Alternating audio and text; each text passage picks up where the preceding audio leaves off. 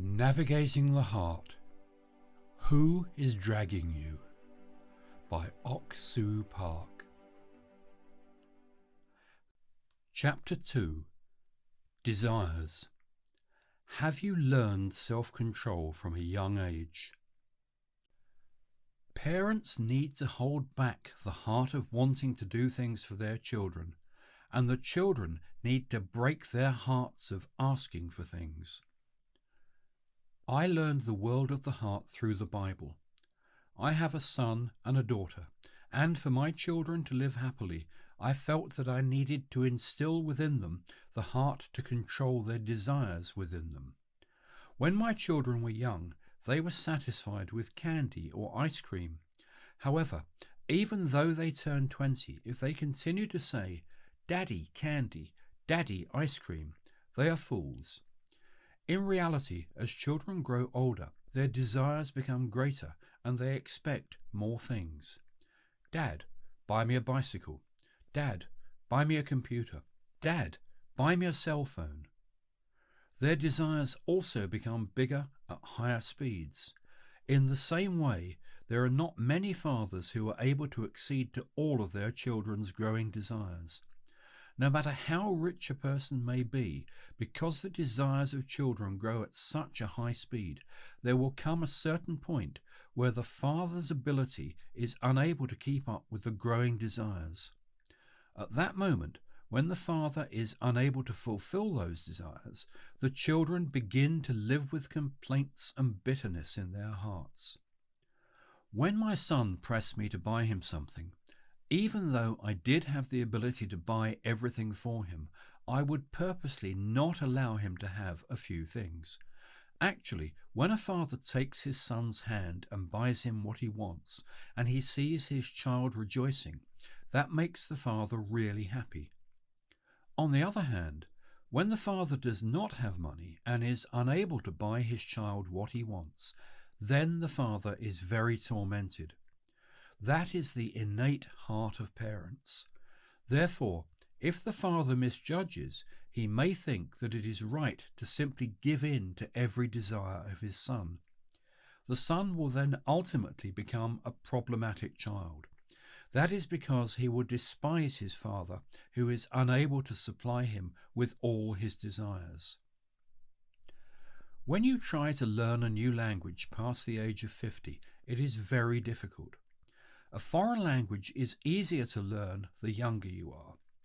My grandchildren, who live in America, speak English very well. When I speak English, the kids laugh. They mean that my pronunciation is wrong. When a person who has spoken Korean for a long time speaks English, the pronunciation does not come out precisely. You have to learn from a young age in order to have the correct pronunciation. If you learn how to speak English in your 20s, you may be able to speak well, but your pronunciation will not be precise. That is why it is better to learn a language from a very young age. Even the ability to control your desires must also be learned from your youth. When a child gets older and tries to learn this, then it requires much more effort and it becomes extremely difficult. When I was raising my children, I purposely did not give in to their desires, and instead I broke their desires. Even though my children would pressure me by crying, "Daddy," I did not give in to them. Once, when my son was in middle school, he asked me for some money. "Father, there is a taekwondo exam to get the first degree, and I need $50 to pay for the judging fee." "Why do you have to pay $50 to be judged?" "It's not from our studio, but this is the World Taekwondo headquarters that is running it. That's why I have to pay for the judging fee." "Hey, if you pay the $50, are you sure that you can get your first degree black belt?" "Yes, I know I can pass."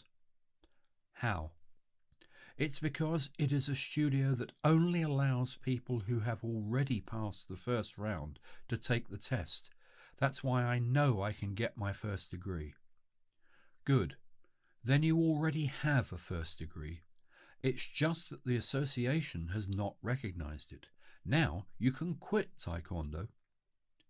He wanted to get his first degree and he felt wronged to have quit. But what can he do? My son broke his heart and quit Taekwondo. When my son was studying in high school and college, he occasionally told me, "Thank you, Father. Father, I truly thank you for raising me the way you did. The kids at my school are unable to control themselves, and it is very saddening to see them going through so much just because they are not able to control themselves. Father, if you had not broken my heart, I too would have been that way. I would have just lived doing whatever I wanted." At first, when he heard that his friends in class would go skiing on the weekends, he felt so envious of them.